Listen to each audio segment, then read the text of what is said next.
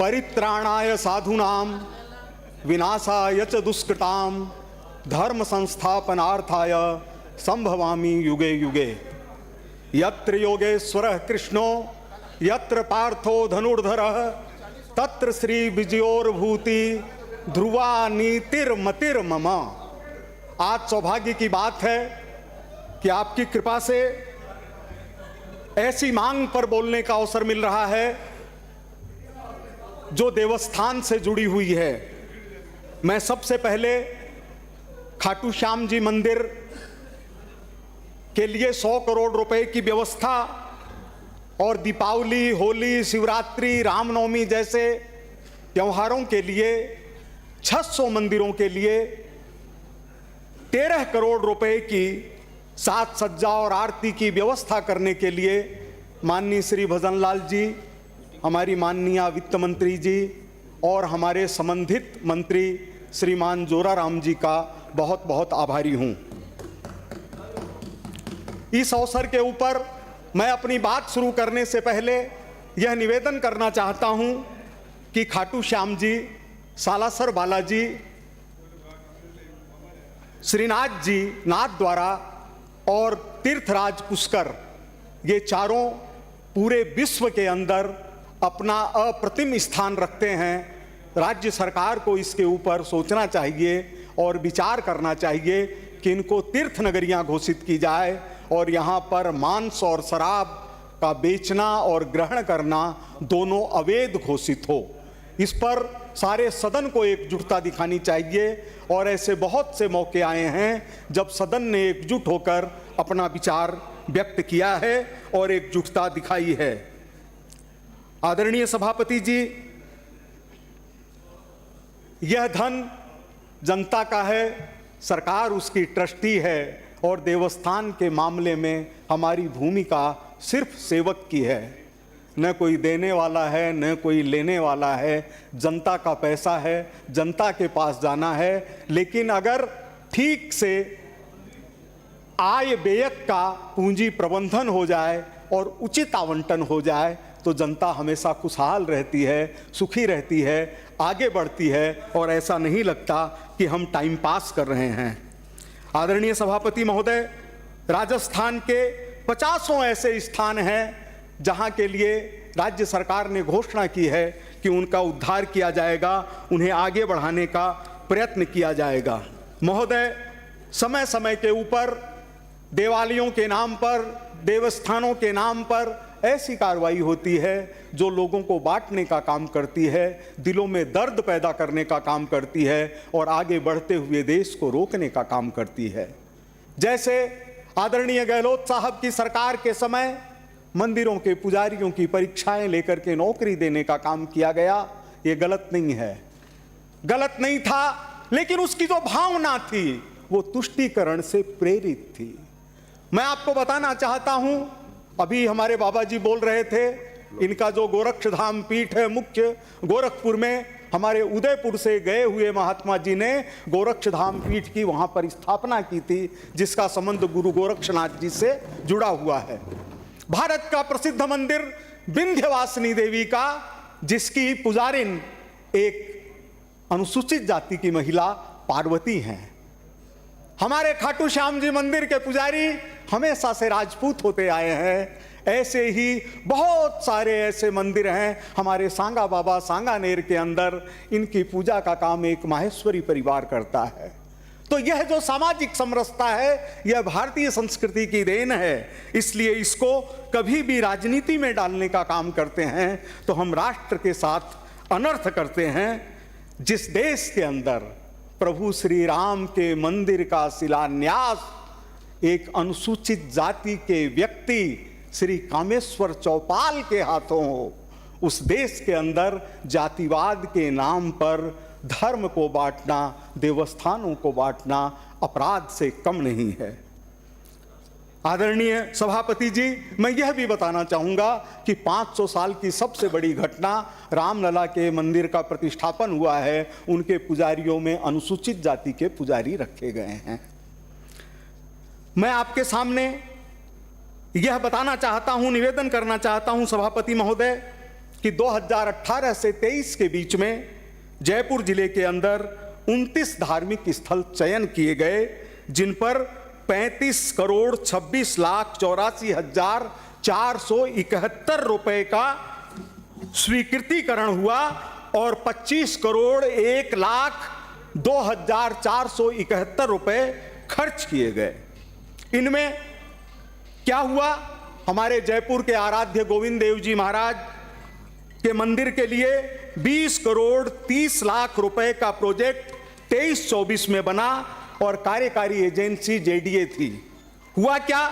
JDA को 2.5 करोड़ रुपए दे भी दिए गए, लेकिन एक भी पैसा खर्च नहीं हुआ और आज की तारीख तक गोविंद देव जी का काम, जिसके लिए हमारे आदरणीय गहलोत साहब 100 करोड़ रुपया लगा के परियोजना बनाने का काम कह रहे थे, वो होल्ड पर रखा हुआ है। जिस गोविंद देव जी की छत्र छाया में सारा जयपुर निवास करता है, उनके मंदिर के लिए स्वीकृत की हुई राशि और जेडीए को दिया हुआ पैसा होल्ड पर रखा जाए, ये हमारे पूरे राजस्थान के लिए अन्याय की बात है। हमारे लिए सौभाग्य की बात है कि हमारे बीच में एक ऐसे सदस्य भी बैठे हैं जो इस समय नहीं है यहां पर, लेकिन जब श्रीनाथ जी को लाया गया वृंदावन से तो राजाओं ने जगह देने से इनकार कर दिया, लेकिन एक मेवाड़ था जिसने कहा कि किसी भी कीमत के ऊपर चाहे कितनी ही जाने चली जाए, श्रीनाथ जी की स्थापना नाथ द्वारा में होगी। इस तरह के राजस्थान का इतिहास है। लेकिन मैं ये जानना चाहता हूं, इसके अंदर मैं हमारे माननीय सदस्य रफीक खान जी से माफी चाहूंगा कि कृपया सांप्रदायिकता का रूप देने की कोशिश नहीं करेंगे। मुझे पूरा विश्वास है यह जो देवस्थानों से रुपया आया, देवालयों से जो चढ़ावे के रूप में रुपया आया, यह रुपया कहां गया? गोविंद देव जी के बाद में 9 करोड़ 82 लाख रुपए बिना किसी परियोजना के लिए राजस्थान में बजट इतिहास में एक बार लीक हुआ है। राजस्थान के इतिहास में बजट एक बार लीक हुआ है, धौलपुर के जरिए। जाना नहीं चाहता, बैठिए। जिंदगी भर ऐसी आदत पड़ी रही कि मरने के बाद भी शराब के लिए आंखें खुली रही। आदरणीय सभापति महोदय, ईदगाह के लिए 9 करोड़ 82 लाख रुपए का प्रोजेक्ट बिना किसी प्रोजेक्ट रिपोर्ट तैयार किए हुए दिया गया और 2 करोड़ पे बैठिए क्या नहीं बोलेंगे? देवस्थान की बात चल रही है, होगी बात। देवस्थान का पैसा ईदगाह को कैसे दे सकते हैं? मंदिरों से लिया हुआ पैसा 2 करोड़ 45 लाख 50 हजार रुपए शांत रहे ईदगाह के लिए दिए गए। 1 करोड़ 90 लाख रुपए खर्च भी हो गए। गोविंद देवालियों का पैसा गोविंद देव जी के लिए होल्ड और ईदगाह के लिए समर्पण, यह कौन सा न्याय है? दरगाह 4 दरवाजा को मंदिरों का 95 लाख रुपया दिया गया, दरगाह सांभर को 70 लाख, जामा मस्जिद जोहरी बाजार पर प्रोजेक्ट राशि का कुछ अता पता नहीं और 1 करोड़ 62 लाख दिया गया। जब मस्जिदों से पैसा आता नहीं, मंदिरों की भावना का चढ़ावा मस्जिदों के लिए खर्च करना, यह कहां का न्याय है सभापति महोदय? मैं वहां से बाहर आ रहा हूं, अब असली जगह आ रहा हूं। आदरणीय सभापति महोदय, मुझे पता था तकलीफ होगी।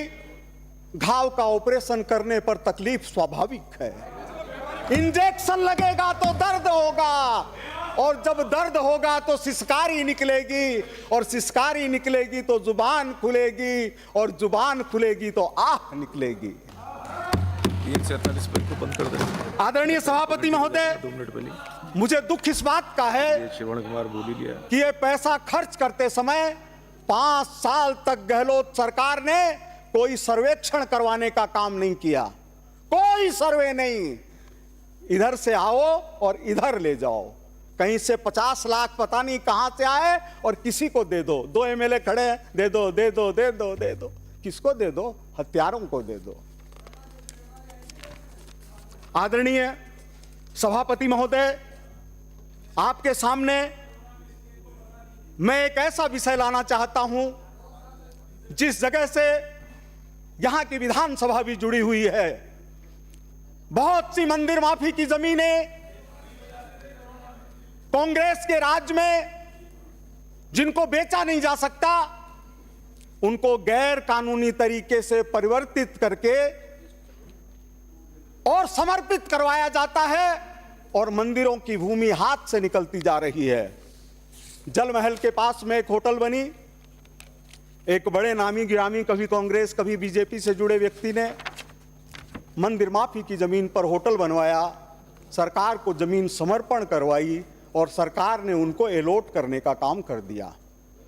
अपना ये विधानसभा, इसके बगल में शमशान है, विधानसभा के बीच में मंदिर माफी की जमीन थी, बेचारे मुआवजा मांगते रह गए, आज तक उनको मुआवजा नहीं मिला, आज तक उनको मुआवजा नहीं मिला। सभापति महोदय, पुजारी जिस तरह से आत्महत्या कर रहे हैं, जिस तरह से उनकी हत्याएं हो रही है, उनके पास भगवान का भोग लगाने के लिए भी पैसा नहीं है, उनके पास में ठाकुर जी की पूजा करने के लिए भी पैसा नहीं है, खुद के पास भी परिवार की पालना करने के लिए पैसा नहीं है। एक कमेटी बना करके ऐसी व्यवस्था की जाए कि पुजारियों की समस्याओं पर ध्यान दिया जाए। अब मैं दूसरी मांग, जिसको मैं संक्षिप्त में पढ़ करके खत्म करना चाहता हूं, मैं आपके माध्यम से निवेदन करना चाहूंगा कि 9 मार्च 2018 को इसी सदन में Rajasthan electropathy system of medicine act 2018 सर्वसम्मति से पारित हुआ था। 11 अप्रैल 2018 को माननीय राज्यपाल महोदय के अनुमोदन के बाद राजस्थान राजपत्र में प्रकाशित हो चुका है। 5 अक्टूबर 2018 को मुख्यमंत्री कार्यालय द्वारा इलेक्ट्रोपैथी बोर्ड गठन करने के लिए 7 सदस्यों का चयन किया गया, लेकिन इसके बाद में यह एक ठंडे बस्ते में डाल दिया गया।